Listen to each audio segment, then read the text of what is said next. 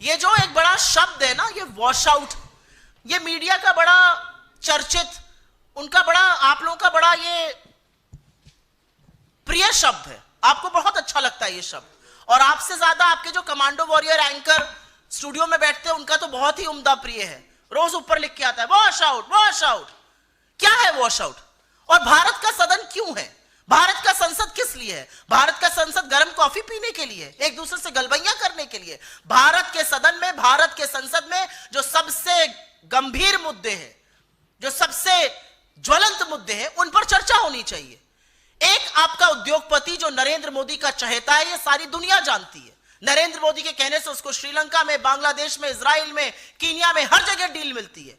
एक ऐसे उद्योगपति के खिलाफ संगीन आरोप यूएस की डिपार्टमेंट ऑफ जस्टिस की ग्रैंड जूरी ने लगाया है। 2 साल की जांच के बाद लगे हैं ये आरोप। उसमें एफबीआई और एसईसी संलग्न है। दुनिया भर के देश, Kenya, Sri Lanka, Bangladesh, Switzerland, Australia, America, सब जांच कर रहे हैं अडानी के खिलाफ। सब एक के बाद एक डील कैंसिल कर रहे हैं, उनका पैसा फ्रीज कर रहे हैं। और हमारे यहां हम ऐसा प्रिटेंड कर रहे हैं मानो कुछ हुआ ही नहीं हो।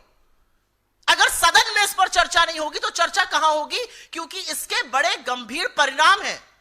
अडानी पर जो जांच लगी है और जो शिथिलता नरेंद्र मोदी की सरकार और नरेंद्र मोदी के लोग और उनकी एजेंसियां दिखा रही हैं, वो पूरी तरह से भारतीय उद्योग जगत पर, भारतीय मार्केट पर, भारतीय इन्वेस्टर के लिए बहुत बुरा संकेत है।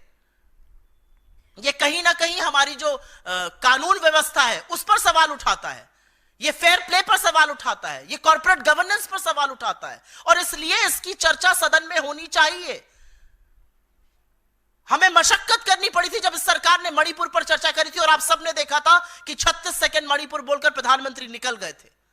यह सरकार बेरोजगारी पर चर्चा नहीं करेगी, महंगाई पर नहीं करेगी, आर्थिक असमानता पर नहीं करेगी, अडानी पर नहीं करेगी।